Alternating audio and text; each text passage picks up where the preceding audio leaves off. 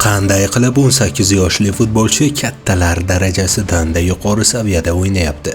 Nega raqiblar uning keyingi harakatini oldindan bila olmayapti? Yamal Messiga o'xshash iqtidormi yoki Ronaldo kabi mehnatkash futbolchimi?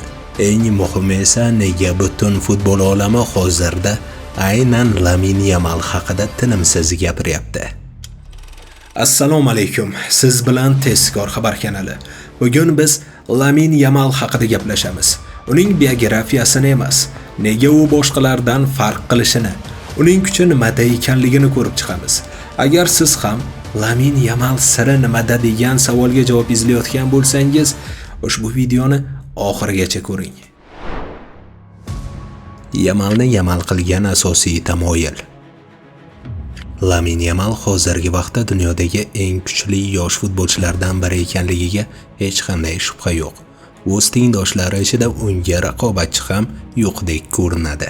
U shunchaki iqtidorli bola emas, u yangi avlod futbolining ramziga aylanib bormoqda. Yamal hayotining markazida 3 ta narsa turadi: intizom, o'ziga ishonch va doimiy o'sish istagi. Yamalning kuni qanday boshlanadi? 18 yoshli Barselona vengerining kuni ertalab 6:30 da boshlanadi. U erta uyg'onadi, chunki vaqtni maksimal darajada futbolga bag'ishlashni xohlaydi. Kunni bir stakan suv bilan boshlaydi. Bu tanani uyg'otadi va kun davomida to'g'ri ritmni belgilaydi. 6:35 da u 10 daqiqa davomida dinamik mashqlarni bajaradi. Oyoqlar, yelkalar va qo'llar uchun. Bu mushaklarni tayyorlaydi va keyingi og'ir mashg'ulotlar uchun zamin yaratadi. Nonushta esa juda oddiy, ammo sportchi uchun ideal. Tuxum va yogurt orqali oqsil oladi. Mevalar orqali uglevod va vitaminlar. Hammasi maksimal sport formasini saqlash va tez tiklanish uchun. Maydonga ketish oldidan ritual. Mashg'ulotga yo'l olishdan oldin Yamal kichik ammo muhim ritualni bajaradi. U to'p bilan ishlaydi, jonglyorlik qiladi. Bu unga nafaqat jismoniy, balki ruhiy tayyorgarlikni ham beradi. Barselona mashg'ulotlarida Yamal doim eng mehnatkash futbolchilardan biri sifatida ajralib turadi. Har bir mashqni oxirigacha bajaradi. Messi bilan bog'langan ramziy lahza. Ammo Yamalni Yamal qilgan narsa faqat mehnat emas. 2007-yilda olingan mashhur suratni eslaysizmi? Lionel Messi xayriya loyihasi uchun chaqaloqni cho'miltirayotgan edi. O'sha bola Lamine Yamal bo'lgan. O'shanda bu shunchaki tasodif edi. Ammo 18 yil o'tib Yamal Barselonada Messidan keyingi eng katta umidga aylangan futbolchi bo'ldi. Bugun Messidan keyin klubda bunchalik hayajon uyg'otadigan futbolchi bo'lmagan. Bolalik va texnikaga tanlov. Bolaligidan Yamal futbol bilan yashagan. To'p doim uning yonida bo'lgan, hatto maktabda ham. 13 yoshida u muhim qarorni qabul qildi. U kuchga emas, texnikaga e'tibor qaratdi. Sport zalidan ko'ra futbol maydonida ko'proq vaqt o'tkaza boshladi. Bir teginish, dribling, bir-biriga vaziyatlar, hammasi ustida tinimsiz ishladi. 12 yoshdan 16 yoshgacha bo'lgan davrda Yamal individual mahoratini o'zi uchun favqulodda ko'rilmagan darajaga oshirdi. Bu darajani biz Euro 2024 da va yangi mavsumda ham ko'rdik. Jismoniy va ruhiy yetilish. Vaqt o'tib Yamal jismoniy tomondan ham kuchaydi. Endi himoyachilar uni osonlik bilan siqib chiqara olmaydi. La Masiada u nafaqat futbolni, balki qachon tez, qachon sekin o'ynashni, qachon risk qilish kerak u qachon oddiy o'ynash kerakligini angladi. U ruhiy jihatdan ham ancha barqaror bo'ldi. Psixologlar bilan ishlash unga bosimni to'g'ri qabul qilishni o'rgatdi. Asosiy savol: nima uchun u boshqalardan farq qiladi? Yamal maydonni his qiladi. U qarorlarni oldindan sezgandek qabul qiladi.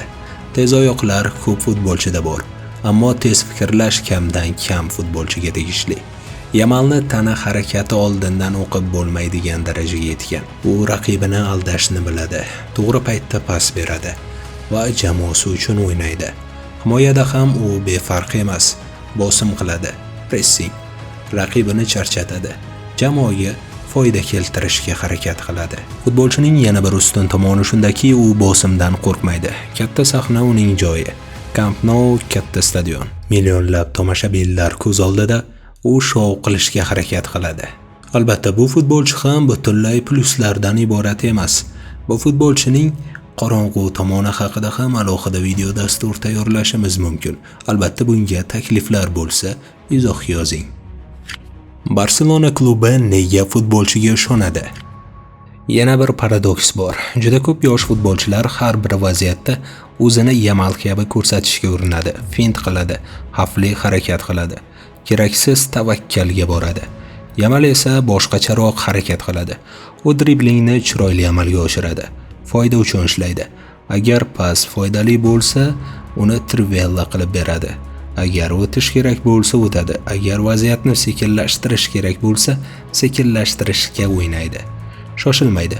Bu esa odatda faqat tajribali futbolchilarda uchraydigan kam namo holatlardan biri. Shu sababli ham murabbiylar unga ishonadi. Jamoadoshlar to'pni undan ayamaydi. Raqiblar esa uni jiddiy qabul qiladi. U hali yosh bo'lishiga qaramay, har bir jamoada unga qarshi o'ynaydigan alohida individual futbolchilar bor. Aynan shuning uchun ham Yamalni cho'ntagiga solib qo'ydi deb ta'rif berilayotgan futbolchilar ham ko'p. Shu so'zlarni o'zini aytish Yamalni darajasini ko'rsatib beradi. Xulosamiz shunday bo'ldi. Lamine Yamal tasodif yoki shunchaki iqtidor emas. U Ronaldodek mehnat qilmasa-da juda ko'p mashg'ulot, intizom va to'g'ri futbol tarbiyasining mahsuli. U hali juda yosh, ammo shunday bo'lishiga qaramay, Lamine Yamal hozirgi va kelajak futbolining muhim bir qismi bo'lib turibdi. Aniq ayta olamizki, bu yigitda ham iqtidor, ham mehnat uyg'unlashgan. Do'stlar, kelgusi dasturimizda qaysi futbolchining sirini ochishimizni xohlaysiz? Izohga yozing. Ushbu video yoqqan bo'lsa, like bosib, kanalga obuna bo'lib qo'yishni unutmang. Kelgusi dasturda yaxshi kayfiyat ila ko'rishguncha, xayr. Salomat bo'ling.